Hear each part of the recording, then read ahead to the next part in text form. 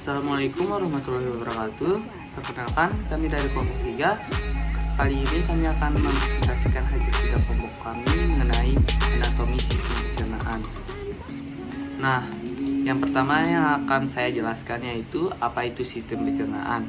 Jadi, sistem pencernaan adalah suatu sistem yang memproduksi atau memproses makanan dan menyerap sari makanan berupa nutrisi-nutrisi yang dibutuhkan oleh tubuh seseorang. Sistem pencernaan ini terdiri dari beberapa saluran pencernaan atau disebut dengan alimenter, yaitu tuba muskular panjang yang merentang panjang dari mulut hingga ke anus, dan beberapa organ aksesoris seperti gigi, lidah, kelenjar saliva, hati, kantung empedu, dan pankreas.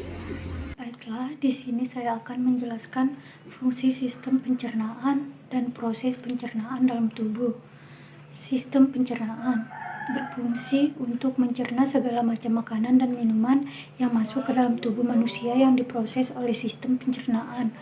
Yang kedua, untuk membuang sisa-sisa makanan yang tidak diperlukan lagi oleh tubuh. Jika tidak dikeluarkan sisa-sisa tersebut, maka akan menjadi racun bagi tubuh. Proses pencernaan dalam tubuh dapat kita ketahui. Proses pencernaan dalam tubuh ada dua, yaitu secara mekanis dan secara kimiawi. Proses mekanis yaitu pengunyahan oleh gigi dengan dibantu lidah serta peremasan yang terjadi di lambung. Yang kedua, proses kimiawi yaitu pelarutan dan pemecahan makanan oleh enzim-enzim pencernaan dengan mengubah makanan yang bermolekul besar dan menjadi molekul yang berukuran kecil. Proses pencernaan secara kimia dan mekanik. Pertama, ingesti, yaitu masuknya makanan ke dalam mulut. Kedua, pemotongan dan penggilingan makanan dilakukan secara mekanik oleh gigi. Makanan kemudian bercampur dengan saliva sebelum ditelan. Ketiga, peristalsi, yaitu gelombang kontraksi otot polos involuenter yang menggerakkan makanan-makanan tertelan melalui saluran pencernaan. Yang keempat, digesti, yaitu hidrolisis kimia atau pengurangan molekul besar menjadi molekul kecil sehingga absorpsi dapat berlangsung. Yang kelima, absorpsi, yaitu penggerakan produksi akhir pencernaan dari lumen saluran pencernaan ke dalam sirkulasi darah dan limfatik sehingga dapat digunakan oleh tubuh. Yang keenam, egesti, yaitu proses eliminasi zat-zat sisa yang tidak tercerna, juga bakteri, dalam bentuk feses dari saluran pencernaan. Organ pencernaan. 1. Mulut. Tahap awal proses pencernaan makanan adalah masuknya makanan ke mulut. Di mulut makanan akan dicerna atau dikunyah pertama kali baik secara mekanik oleh gigi.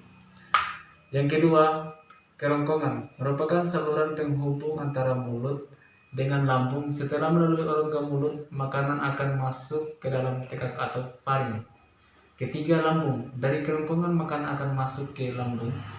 Di lambung melakukan proses pemecahan makanan dari zat yang kompleks menjadi molekul yang sederhana dengan bantuan enzim yang ada di lambung. Keempat, usus halus. Proses penyerapan sari-sari makanan yang terjadi di usus halus. Pencernaan di dalam usus halus berlangsung secara kimiawi atau secara enzimatis. Kelima, usus besar. Bahan makanan yang sudah melalui usus halus akhirnya masuk ke dalam usus besar. Keenam, anus. Proses pengeluaran sisa-sisa makanan yang sudah tidak diperlukan melalui organ anus.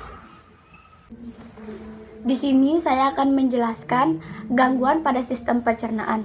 Gangguan pada sistem pencernaan terdapat 6. Yang pertama, gastritis atau radang lambung, disebabkan karena produksi asam lambung yang tinggi sehingga mengkritisi dinding lambung. Yang kedua, batu empedu adalah penyakit yang disebabkan oleh penyumbatan pada saluran empedu. Hal ini terjadi karena adanya endapan di saluran empedu.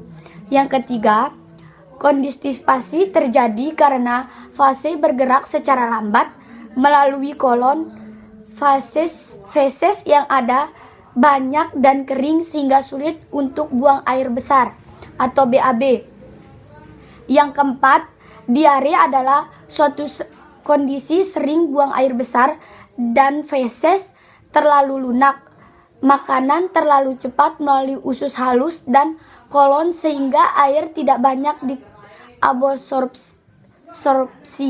Diare dapat merupakan gejala tipes, kanker, kolera, atau infeksi. Dan yang kelima, disentri disebabkan karena infeksi bakteri atau amuba. Gejala penyakit ini adalah buang air besar bercampur dengan darah. Sedangkan yang keenam, radang usus buntu adalah peradangan pada apendika. Baik, dari materi tersebut dapat kita simpulkan bahwa proses pencernaan yaitu perubahan makanan dari bentuk yang kasar menuju bentuk yang halus atau sederhana sehingga mudah diserap usus. Nah, proses pencernaan pada manusia meliputi secara mekanik dan juga kimiawi. Nah, proses pencernaan secara mekanik yaitu mengubah makanan dari bentuk yang kasar menjadi ke bentuk yang halus.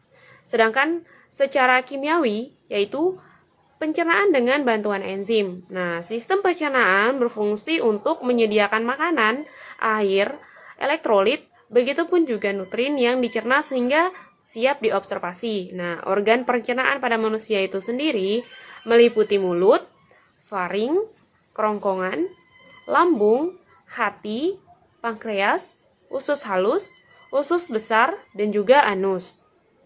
Proses pencernaan makanan meliputi ingesti, mastikasi, deglutisi, absorpsi, dan juga defeksi.